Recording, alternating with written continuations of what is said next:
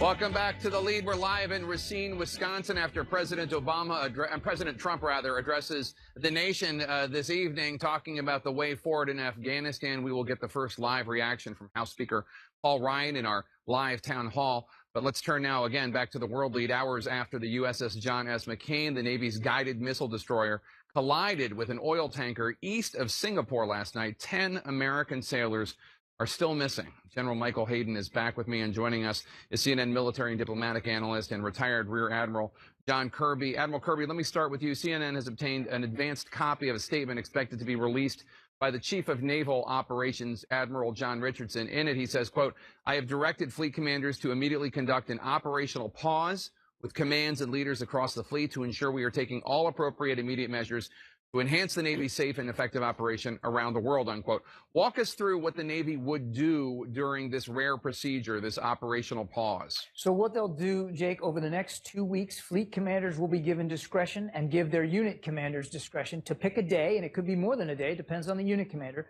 to basically stop normal operations and review everything from safety procedures and watchstanding to material readiness. Are the sensors up, the radars, the engines, everything is in good working order. And they will also give a chance, it's a little bit of a listening opportunity, Jake. It's a chance to talk to sailors about their working conditions and about their watchstanding conditions and about the things that they're seeing on a day-to-day basis. You can get amazing insight from young sailors just by listening to how they're manning the ship every day and what they think maybe could be done better. You never know where a great safety tip or a new procedure is going to come from. And that's what this operational pause is designed to do, to give the Navy a chance not only to take a knee and take a breath and try to review what happened and how it can prevent it, but also to work on lessons learned.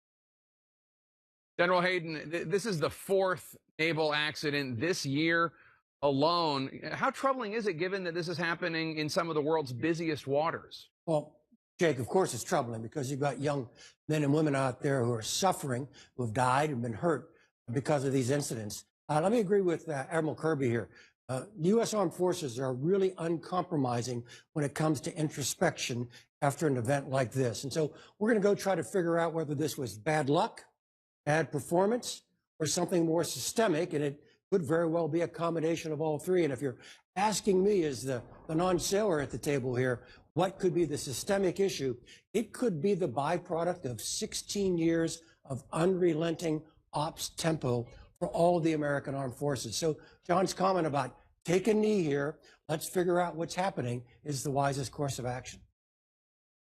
Admiral Kirby, now the Navy's ordered this, quote, broader inquiry.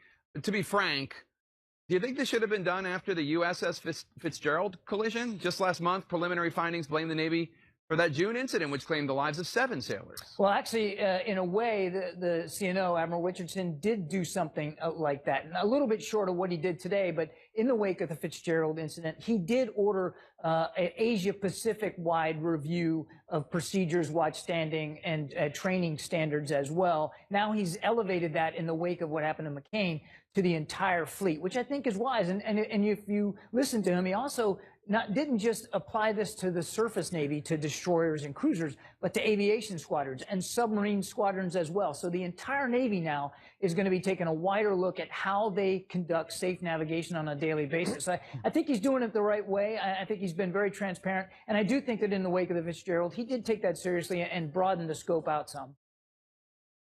And General Hayden, the USS McCain, in addition to the tragic loss of life, equipped with the Aegis missile defense system, which obviously could potentially counter any North Korean missile launch. The U.S. Navy has 84 vessels equipped with that same missile defense system. That's got to be an added concern. Oh, of course it is, Jake, and it's back to ops tempo. These types of ships have been used to TLAM Syria, to patrol the Sea of Japan, to make sure the North Koreans know we're serious, to spar with the Republican Guard Navy in the Straits of Hormuz. Back to the ops tempo question, we're putting a lot of demands on these systems and on these young sailors.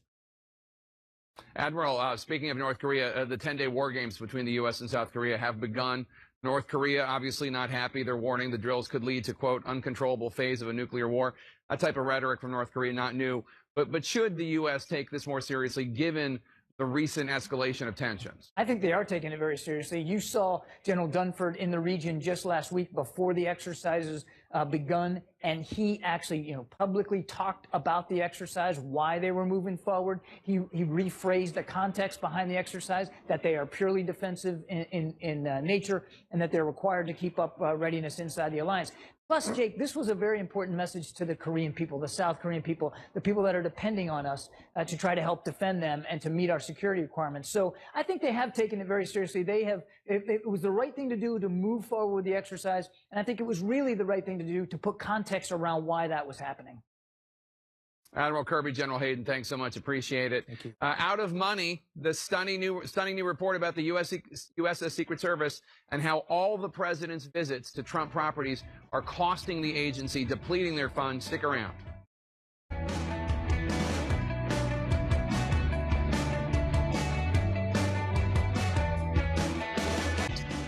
We're back in Racine, Wisconsin, where we're going to be talking to House Speaker Paul Ryan at a town hall later this evening after President Trump gives his address to the nation about the way forward in Afghanistan. Let's talk about our national lead right now, though, as the president returns from his 2-week working vacation. The U.S. Secret Service told USA Today that they are lacking the funds to pay for the hundreds of agents they need to protect the president and his family. Travel spending under President Trump just this year is on pace to surpass 8 years of spending under President Obama, which brings us to another edition of Is There a Tweet for That? Is there a tweet in the archives of then citizen Donald Trump criticizing someone for the exact same offense he is now committing? And the answer is yes, there's a tweet for it. Here's then businessman Donald Trump in 2011. Why did Barack Obama and his family travel separately to Martha's Vineyard? They love to extravagantly spend on the taxpayer's dime. CNN White House reporter Caitlin Collins joins me now. Caitlin, why are expenses so high? Well, Jake, it could be attributed to a number of things. First off, the Secret Service Director Randolph Alice said today that they are dealing with an unprecedented number of protectees right now. There are 42 people in the Trump administration who receive Secret Service protection, and 18 of those people are his family members. So it's not just the president, the first lady, and Barron Trump being covered. It's also his adult children. Now compare that with the only 31 people who were covered in the Obama administration. Now this could also be attributed to all the trips that the president has taken. He's largely traveled most weekends that he's been in office since January, spending the first half of his presidency in Mar-a-Lago, in Palm Beach, and then lately he's been in Bedminster at his golf course there. He just spent 17 days there for a working vacation. So it could be attributed to a number of things there, Jake. But also Secret Service Director Alice said that this isn't an unprecedented thing, that it's something that's been plaguing the Secret Service for years. It's not just a Trump administration thing. He actually released this statement today saying, this issue is not one that can be attributed to the current administration's protection requirements, but rather has been an ongoing issue for nearly a decade due to an overall increase in operational tempo. Jake? That's right. The issue has been going on for a long time, but it's much, much worse under this president with his extensive travel and his extensive adult family. What is the White House saying about this, Caitlin? Yeah, so we reached out to the White House today to ask them for a response to this loaded story about the Secret Service not being able to be paid, and they said that the president is committed to ensuring that Secret Service and all of those protecting our country have all the resources they need. We are going to continue to work with Congress on this important issue, which requires their actions. And of course, Jake, every president deserves a vacation, but the reason this is being highlighted is because, like you said earlier, as a citizen, the president regularly criticized Obama for every time he took a vacation or a trip that was funded by taxpayers. There's a tweet for it. Caitlin Collins, thank you so much. Appreciate it. Our politics lead now. Let's bring in the political panel to discuss the day's news. Scott Jennings, let me start with you. Travel spending under President Trump higher than President Obama. He's traveling more. Is this fair game for people to bring up after President Trump criticized Obama for every vacation he took? I mean, sure, it's fair game to bring up, but I don't think it's going to have much political impact on the president. As the Secret Service Director says, this has been going on for a number of years. I think American citizens want their president and his family protected. So much like presidential travel in general, I think people understand that the president has to be protected, and that extends to a huge number of people. So I don't expect this to have any long-term impact on the president's standing. Susan Page?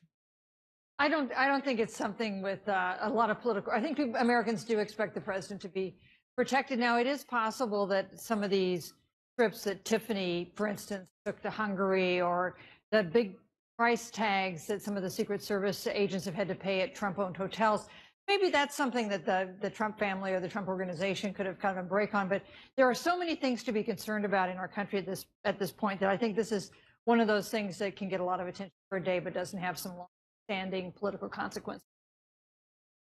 Let's talk about a story of immense political consequence and an international consequence, Afghanistan. Abby Phillip, the president's going to speak to Americans this evening about his vision for the way forward in Afghanistan. He might be finding, as President Obama did before him, that you can talk about drawing down easily when you're a candidate, but it can be a different and difficult scenario when your commander-in-chief and generals are pleading with you otherwise. What do you think? Yeah, and in so many ways, this has been really the story of the Trump administration, where the campaign rhetoric and the reality of being president are not the same thing. They have not aligned very easily for him. One of the reasons this decision has taken so long to come to is because the president really wants to find a way to win. And the reality is that Afghanistan has been a place that not just the United States, but countries before it have gone there and struggled and found themselves in essentially a quagmire of a political conflict. I think this moment today, Trump is going to be really laying out I think a very important principle for his administration, how he's going to go forward, how he's going to frame what the United States wants to do in that region, and how he's going to recalibrate the campaign rhetoric that was frankly not very well aligned with the reality of conflict in the Middle East. I think it'll be an important moment for him to frame that for the American people. And it's one that he's been very reluctant to get to at this point. It doesn't seem very much like we're poised to really pull everything out like he said he wanted to do and reinvest at home. Scott, Steve Bannon, who has been ousted, was a very strong voice against U.S. interventionism, I suppose is what he would call it. I don't know that there is another voice as strong representing that point of view within the circle of the president's top advisors. If President Trump ultimately does order more troops to be sent to Afghanistan, do you think that could hurt him with the base?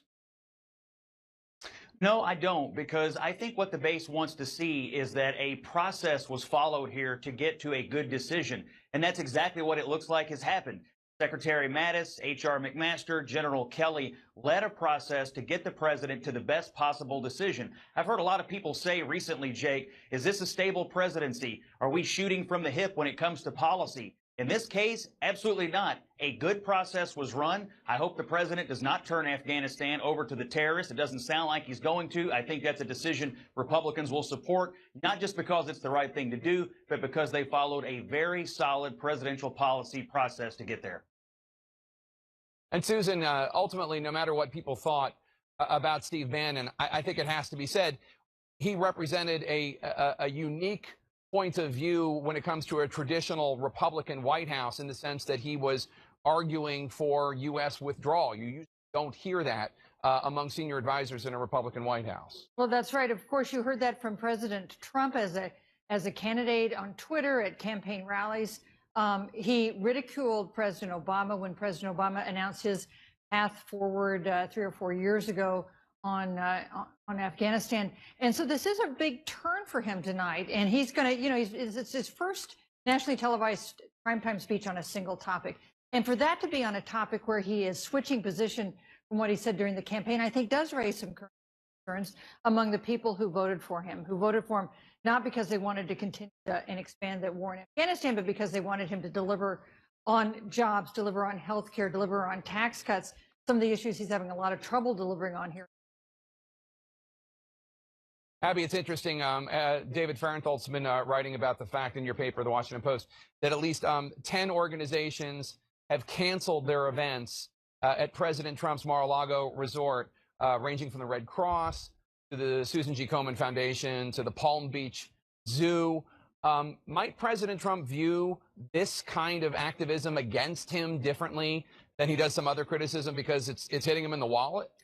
Well, I think this president is not really a huge fan of criticism in general, but certainly when it has to do with his money, he's particularly sensitive to it. And I think he's extremely proud of these businesses, especially Mar-a-Lago. And the idea that companies could be making a statement against him by pulling out of events at his resorts is certainly going to needle him in the side. It remains to be seen. So far, we haven't seen him talk about it yet, but it's possible that he might, because, you know, this is a president who, when he goes home to these resorts, to Bedminster, to Mar-a-Lago, he's touting them. He wants people to know that he is there, that he's part of what it means to be a member at these clubs. People are paying $200,000 to be a member at Mar-a-Lago. So it's extremely important to him that that he maintain the sort of the aura of the kind of presidential abode while he's in office. And I think it will clearly upset him that companies are making political statements about him through his companies. Susan Page, Paul Ryan, the House Speaker, with whom I'm going to have a town hall here in Racine later tonight, he put up a Facebook post in which he talked about the need to have moral clarity, that there's no moral equivalence when you're talking about neo-Nazis, basically saying the kind of statement that a lot of people wished President Trump had said Saturday and Tuesday, although he came close to saying it, or maybe he did say it on Monday. Do you think that this is a break, that these Republican leaders who are saying these things are breaking from President Trump, or is something else going on? You know, clearly there's some concern in the Republican Party, and particularly the Republican Party of Paul Ryan. Remember, he's an acolyte of Jack Kemp, who really stood up on racial issues in the Republican Party. And so I think there is some expectation that Paul Ryan would already have done more and would do more now, because while he's spoken out against neo-Nazis and white supremacists, believe me, politically, that's not such a tough thing to do. He hasn't really talked about the president directly, and I'm wondering if that's one of the things that he might be forced to address, like it or not, at your town hall tonight. Well, you'll have to wait and see, Susan. Thanks so much for joining us. Abby, Scott, thanks so much. The EPA ignoring its own scientists' report to ban a pesticide, while the head of the agency was, quote, resetting the relationship with industry insiders. Stick around for that report.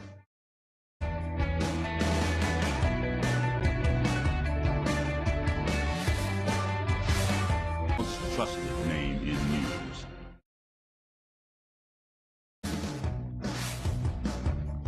Welcome back. I'm in Racine, Wisconsin. We're going to be holding a town hall meeting with House Speaker Paul Ryan later tonight. But let's turn to our world lead now. Spanish authorities say police have shot and killed the terrorist suspected of driving a van into a crowd of people last week in Barcelona. Younes Abu Yaqub, a 22-year-old Moroccan national, is alleged to have been the sole driver of the van that killed 13 people and injured more than 100 others. Police say a woman alerted authorities after recognizing him from photos they had put out.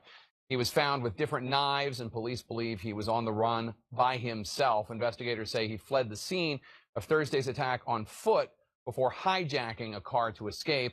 Abu Yaqub was one of the 12 terrorist suspects linked to the attack. Authorities have said none had previously known links to terrorist activities. Let's turn now to the latest installment in our Earth Matters series. Internal documents from the Environmental Protection Agency show EPA Chief Scott Pruitt promising, quote, a new future for agriculture industry executives who wanted to keep using a potentially harmful pesticide. That promise came just weeks before the EPA officially reversed a proposed ban on that pesticide, which has been linked to lower IQ and developmental delays. CNN's Renee Marsh joins me now. Renee, what are we learning from the 700 pages of internal agency documents? Well, Jake, the newly released internal EPA emails are raising eyebrows for some. The emails depict an agency that wants to redefine its relationship with the industry it is supposed to regulate, specifically the agriculture industry. The internal email suggests that the EPA wants to take a new approach to an industry, again, that it's supposed to regulate. One email details what one top EPA official told a farming industry group just weeks before the EPA made a decision on whether to ban a dangerous pesticide.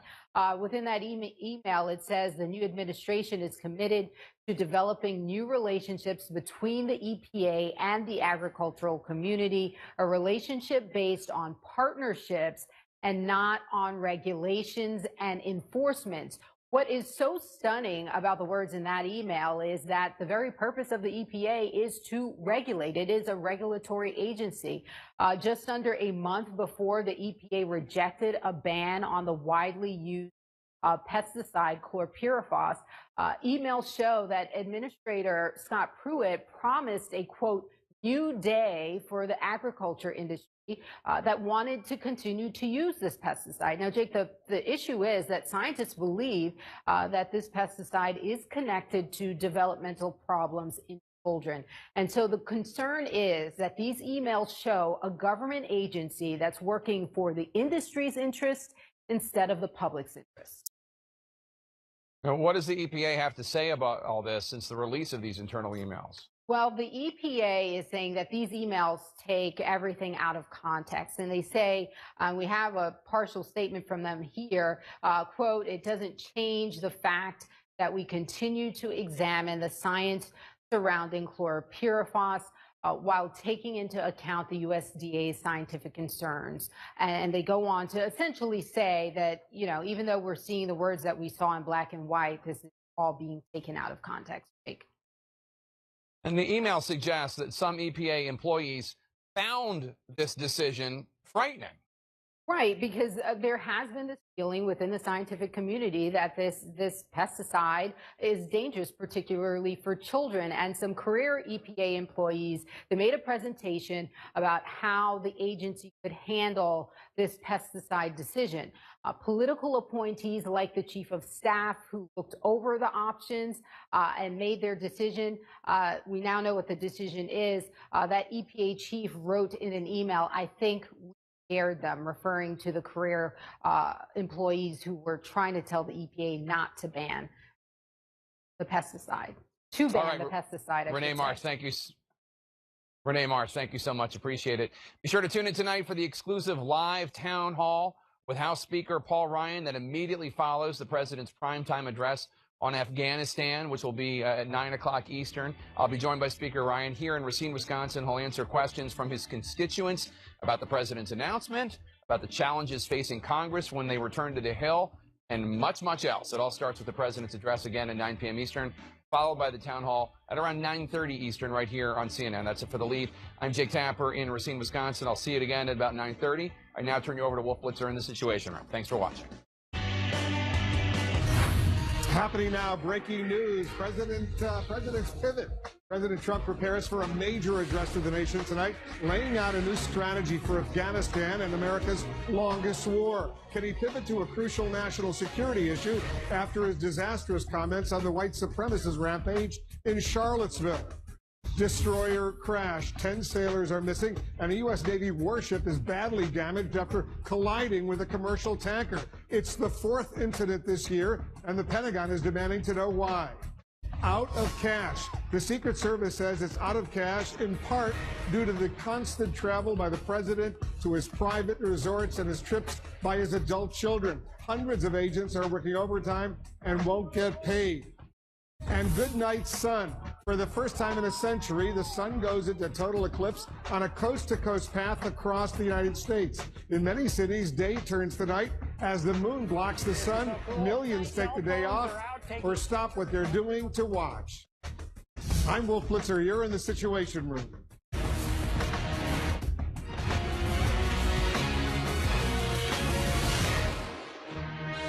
This is CNN Breaking News.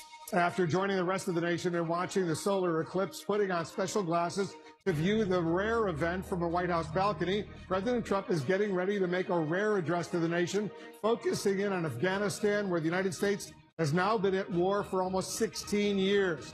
Tonight's address follows a major review of America's Afghan strategy, and the president, who in the past has often scoffed at the U.S. military involvement there, he will have to convince the American public that he has chosen the right path moving forward. He's been given various options ranging from full withdrawal to boosting the current deployment of more than 8,000 U.S. troops. But will the president stick to the script? There will be close scrutiny after he went off the rails last week at an event that was supposed to focus in on infrastructure, going on to equate the white supremacists and counter protesters who clashed in Charlottesville.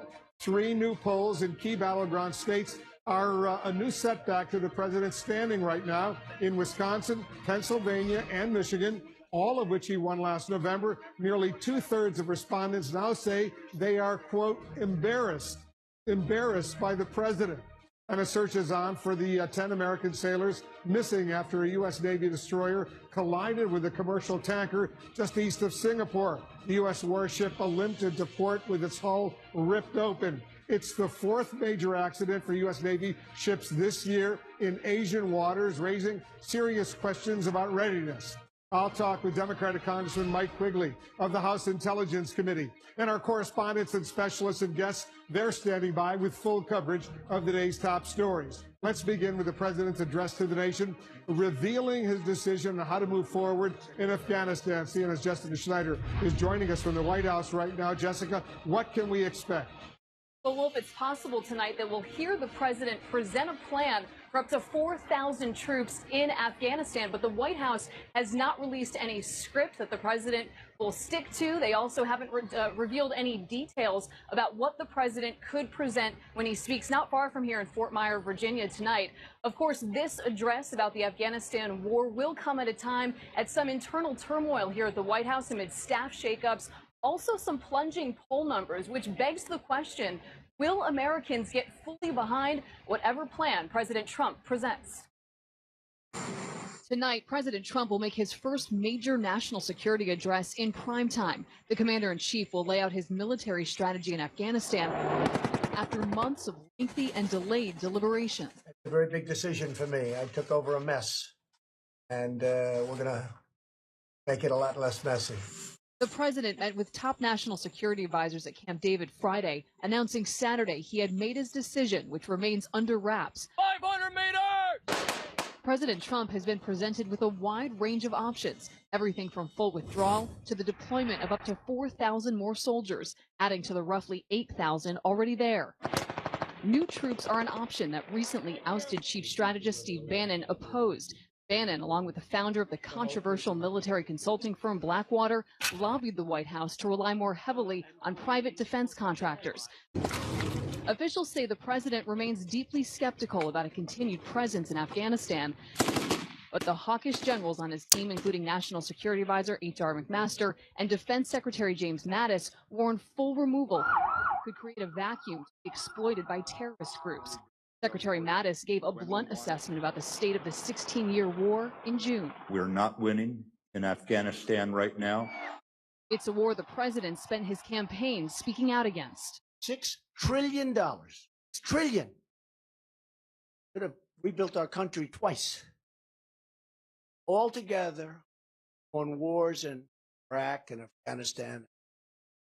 Before he announced a run for the presidency, Donald Trump tweeted extensively, advocating full withdrawal.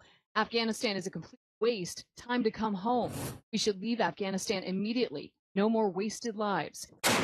In presenting his plan, the president will ask Americans to trust him on a new Afghanistan strategy. But his proposal comes in the midst of staff shakeups inside the recently remodeled White House and questions about the president's leadership after he made these remarks about white supremacist rallies in Charlottesville, Virginia. You had some very bad people in that group.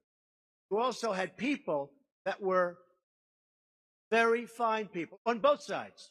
In the wake of those comments, the president finds his poll numbers sagging in key states that propelled him to the White House. Less than 40% of registered voters in Michigan, Pennsylvania, and Wisconsin approve of the president's job performance, while 64% of voters in Michigan and Wisconsin say they've been embarrassed by the president, 63% saying the same in Pennsylvania. And we also know that Secretary of State Rex Tillerson will be in attendance tonight for an address that will address various other countries in the region, including Pakistan. We know that Secretary of State Rex Tillerson has been in touch with the Prime Minister of Pakistan, as well as foreign ministers in India and Afghanistan. In addition, Vice President Mike Pence has spoken on the phone with Afghan President Ashraf Ghani. We know that Vice President Pence has been in touch with President Ghani throughout the past few months as these plans have been taking shape. Wolf? Jessica Schneider reporting for us from the White House. Thank you. Meanwhile, there are new questions about the U.S. Navy readiness and a demand for answers after a U.S. warship collides with a commercial oil tanker. 10 American sailors are now missing. CNN's Diane Gallagher is joining us with the latest details. This follows a series of accidents this year alone. That's right. And, you know, Wolf, a collision in itself is really considered rare. 4 incidents since January is absolutely unheard of. And they're all based in Asia. So this really is a troubling trend, to say the least. In some cases, it's been deadly, which is why, as they continue to search for those missing sailors, the Navy ordered a complete review, at least a 1-day pause in operations, so they figure out what's wrong with. Tonight, search and rescue efforts are underway for 10 missing sailors from the USS John S. McCain. Now docked in Singapore, the Navy warship has significant damage to the hull at the waterline.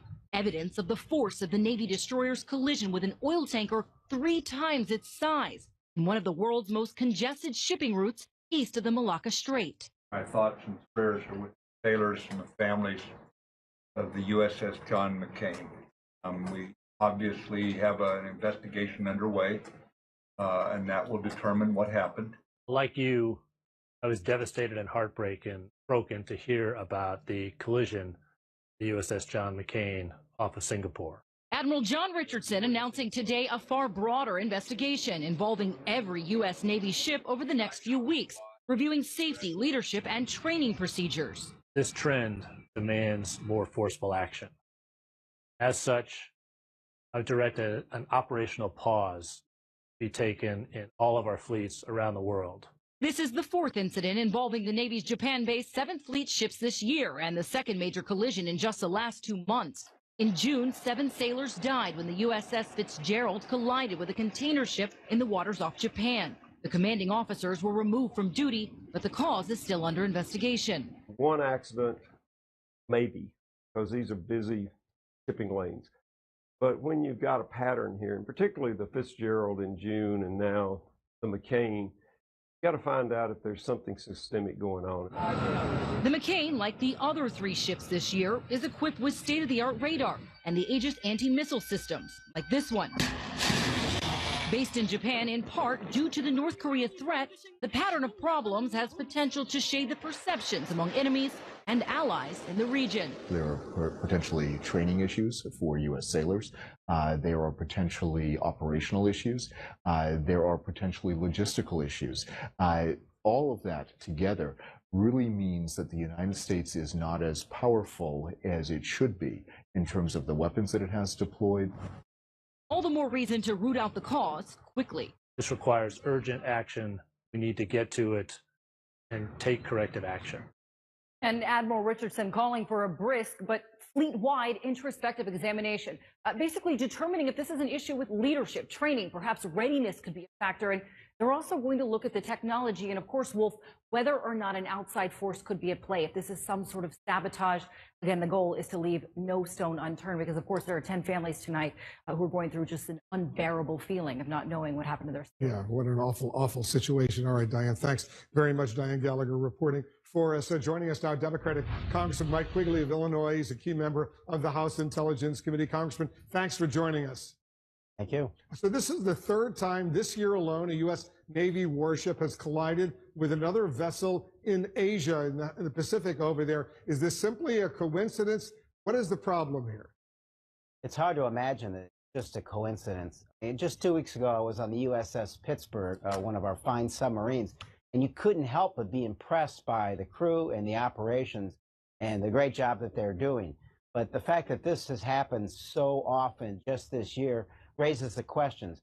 I think the Navy's doing the right thing, suspending operations briefly and reviewing everything from the top down. I suspect come September, when we get back in Congress, there'll be congressional reviews as well. If it's not a coincidence, what do you fear? It could be. I'm looking at the list. The USS John McCain, most recently the USS Fitzgerald off the coast of Japan, 7 U.S. sailors dead. The USS Lake Champlain struck by a small fishing boat off Korean Peninsula. The USS Antietam ran aground trying to anchor in Tokyo Bay. If these aren't just a coincidence, what could it be? Yeah, look, I think you don't rule anything out, including the mischief that was referenced, but I think it's more likely that it's just the basics. You know, what are we doing with training, our technology? You know, how are we moving these ships around in a modern war fleet in busy lanes? So I think you leave no stone unturned, and you look to take care of those sailors that we have lost and their families in the meantime. Yeah, they clearly have to do a major investigation. But when you use the word mischief, what do you mean by that? Well, the reference is made earlier in the report that they're worried about some sort of outside influence doing this. I doubt that. I don't think it's possible. But again, given the magnitude of this and what's at stake, you don't rule anything out. You let the experts do their job. How do these incidents impact America's security over there, not far from the Korean Peninsula, in light of the threat from North Korea and the massive U.S., Korean, South Korean war games exercises that are about to begin? We know the North Korean regime hates them. Yeah, I was there in 2015 during these maneuvers and these operations. And if you recall, that was the time when the mines blew up on the DMZ and the tensions were high as they've been recently. We have to be on our A game. There can be no mistakes, no misunderstandings of what our intentions are.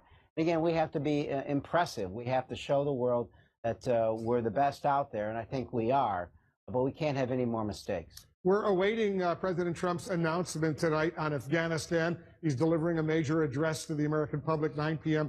Eastern. As you know, back in 2012, when he was still very much a private citizen, he said rebuilding Afghanistan is, quote, not in our national interest. He also called it, quote, a complete waste. What do you expect to hear from him tonight? You know, if you believe the reports, we're talking about an escalation here. It's going to be a tough sell for some of the reasons that candidate Trump talked about. This is a war now 4 times longer than the Civil War, or for us, the Second World War. 16 years with trillions spent, thousands of lives lost. It's hard to imagine a new strategy that's going to turn this around. I'm also hoping the president will reference the recent Russian involvement with the Taliban in their attempts to undermine the government of Afghanistan. What will our NATO allies do in this effort? And finally, Congress needs to take a role. We've abdicated our responsibility in all these conflicts and potential conflicts for too long. This is an authorization of use of military force that's what, 16 years old now. Congress can't just talk about it. It has to actually vote and advise the president accordingly. Yeah, I'm looking at some of his tweets from 2012. It's time to get out of Afghanistan. We are building roads and schools for people that hate us. It's not in our national interest. He's got another one. Afghanistan is a total disaster. We don't know what we're doing. They are, in addition to everything else, robbing us blind. Here's the question. You think another few thousand, the U.S. has about 8,400 troops in Afghanistan right now. You think another few thousand is really going to make much of a difference? It's hard to imagine that it will. I'll be anxious to listen to the president tonight and to get briefed when we get back in Washington, D.C. I do know that more troops means the more potential for some of them being injured or killed and creating an ever-widening, again, conflict there and U.S. involvement. I think that's what Americans and members of Congress are most concerned about. 16 years already, America's longest war. Congressman, there's more we need to discuss. I got to take a quick break. We'll resume our special